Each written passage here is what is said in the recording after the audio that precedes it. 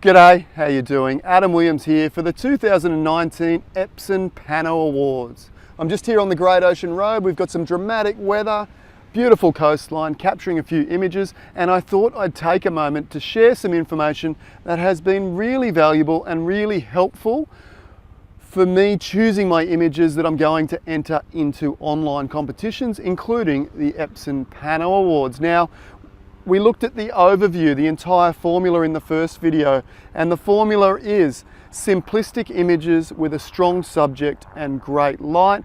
As I said in the previous videos, this is my own personal formula that I developed. It's not something that Epson has told me to, pass on to you guys via this video. However, I think it's helped me tremendously, and I thought I'd pass it on and it might help you also.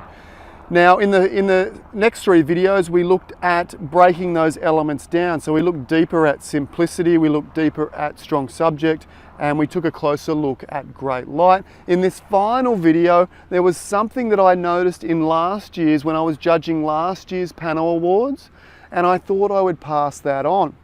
Now, when shooting panoramic, and I used to shoot, when I discovered panoramic photography, I shot panoramic photography for 2 or 3 or maybe 4 years pretty much straight out.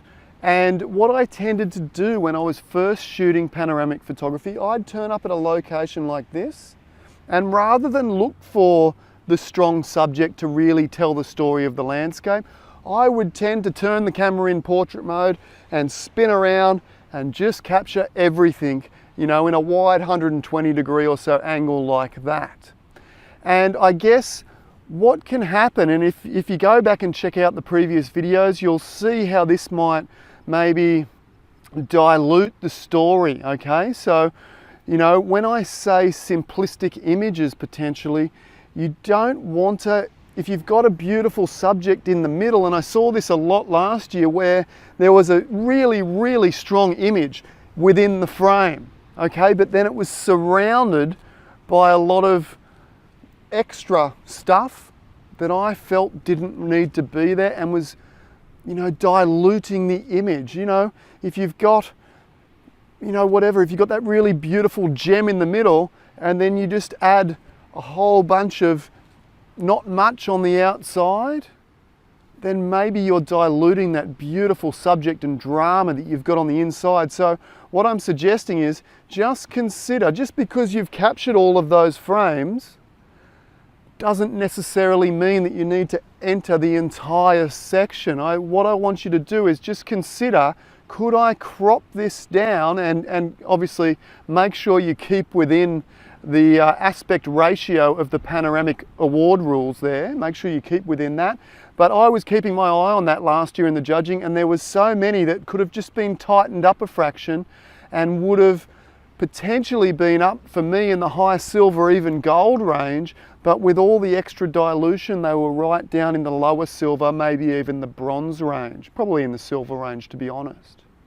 Okay, so just have a look through that frame, have a play with the cropping, and just see, essentially what I'm saying is, just give the judges all the good stuff, okay? Sometimes the little bit of negative space, the little bit of nothingness, can add to a sense of simplicity and calmness, but then again, sometimes it can just dilute the good stuff. So, you need to make that decision yourself. Are you going for peace, quiet, calmness, and open spaces? Or is there an absolute red hot gem of an image if you just tuck in that crop a little bit? I hope you really enjoyed this short video series. I hope it gives you a little bit of an insight as to where I'm coming from and the tools I use to give myself even a slight advantage when entering these online photo competitions. Thanks again for watching along.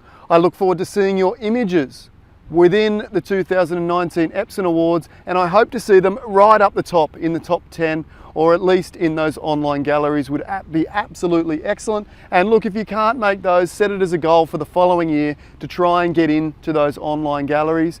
But just use it as a form of improving your photography and gaining a better understanding of where your photography potentially sits and how you could improve it for the following year. Thank you once again for watching along. Bye for now.